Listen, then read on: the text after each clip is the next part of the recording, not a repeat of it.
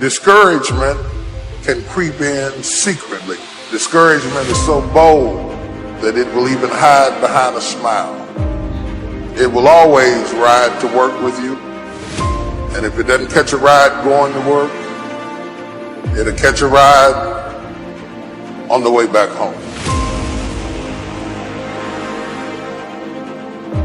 Whoever stays down is a loser who fail and get up, fail and get up, fail and get up. That is a winner. That is a winner. Because it takes courage to put yourself out there and try to get a little better. I think those who learn to endure hardship, struggle, challenge, difficulty, pain, failure, that's one side of that. And I just learned to be comfortable being uncomfortable.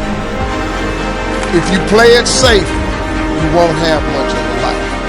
Life is risk.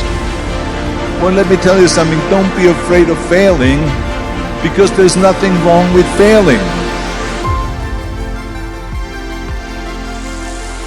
What is not okay is that when you fail, you stay down. I love that I feel bad when I don't do a good job. Guilt is a tool. Guilt is a weapon. Most people hate that about themselves. I love that feeling. I'm like, I didn't do a good job there. Next time I will. So some people, guilt is discouragement. Other people, it's a signal for learning. If you listen at discouragement, it will cause you to make bad decisions. It will cause you to think that life is not worth living. You will wonder if you're ever going to get out of what you're into. It take courage to pursue your dream. Now it's gonna cost you something. Most people are not willing to pay what it costs to go after your dream, because you're gonna have to hurt a little bit. And most people don't like being uncomfortable. If you don't want to be uncomfortable, please do not pursue success. Because success is a very uncomfortable feeling.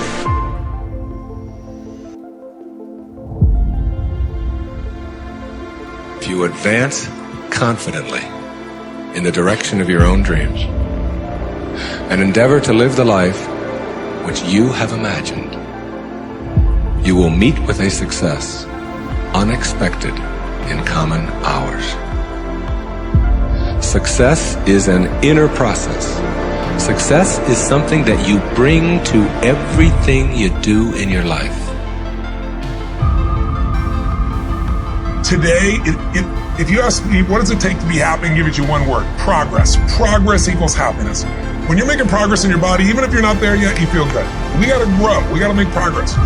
It's easy to make progress in the beginning of something. There is a power in mastery. And how many people do you know are really committed to mastery today? Most people dabble in a million things, they master nothing, and they wonder why they're unfulfilled. Because they're running for the sugar, the next thing that feels good, instead of getting past what doesn't feel good and getting to where you own something. Progress is the game, my friend. You gotta grow or you die inside, and you gotta give or you don't feel any meaning in your life. And life isn't always happy, but it can always be meaningful. And if it's meaningful, life is rich. You are a survivor, so I want you to get off this, I want you to cut it off. I want you to go in the mirror and I want you to make the rest of your life the best of your life. I can, I will, I must. When you realize you will be 10 times more energized, focused, and take positive action in your life, when you first choose to develop yourself as a priority and then get to the stuff of the world. And before you say happiness won't pay my bills, happiness will pay your bills.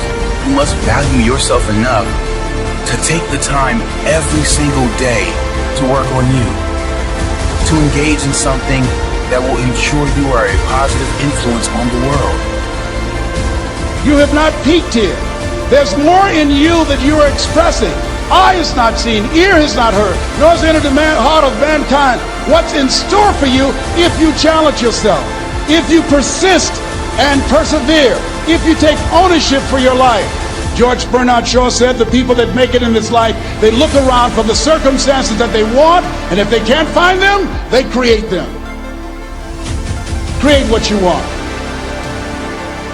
The reason you're here is because there's something in you that says, I can do more. This just can't be it. There's something in you. There's a calling on your life. I want you to know that no matter where you are in life, no matter how low you have sunk, no matter how bleak your situation, this is not the end. This is not the end of your story.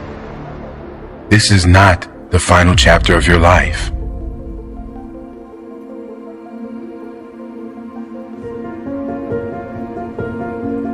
The human spirit doesn't care what's happened to your family. The human spirit doesn't care about the past. You may have been molested, or your family may have been broke, or you may have been betrayed, or you may have a divorce. Your human spirit doesn't care about any of that. Your human spirit simply says, what's our command for tomorrow? What do you want to create?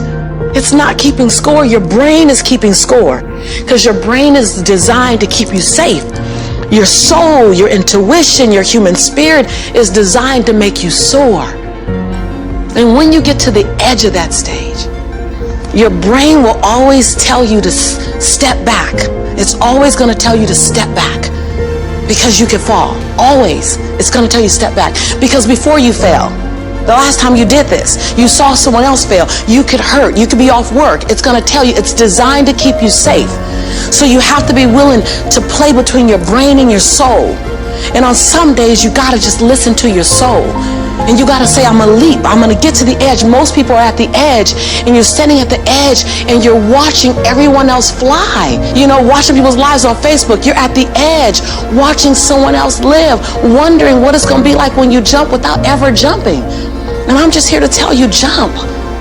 Because only three things can happen. You're either going to jump and fly, or you're going to jump and fall on something soft, or you're going to fall down hard. Either way, you're going to get back up. You already know you got what it takes to get back up. Your greatest fear is not that you will fall. Your greatest fear is that you will live a full life and never fly, that you never leaped. You're not afraid of dying. You're afraid of dying before the world sees who you really are, before they really get your fingerprint, before they really feel your breath, before they really get your contribution, before they really feel you. That's what you don't want to happen. You don't want to leave this place without us knowing you were here. All I'm doing is giving my dream a chance. And I'm not extraordinary. You don't get off the hook. You don't get to be let off the hook.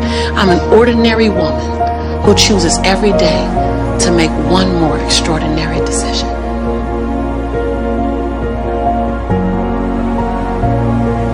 What I'd like for you to do right now, I want you to think about your dream. Think about your dream right now and envision it. I don't know what that dream is that you have. I don't care how far-fetched it might appear to be. I don't care how disappointing it might have been as you've been working toward that dream. But here's what I know. That dream that you're holding in your mind, that it's possible. See, sometimes we can't say, I can do that. But what we can say, that it's possible that I can have my dream as we run toward it, as we work on it day in and day out. And most people don't work on their dreams. Why? They stop growing, they stop working on themselves, they stop stretching, they stop pushing themselves. These are not risk takers. Most people have done all that they're ever going to do. They raise a family, they earn a living, and then they die. But people who are running toward their dreams, life has a special kind of meaning.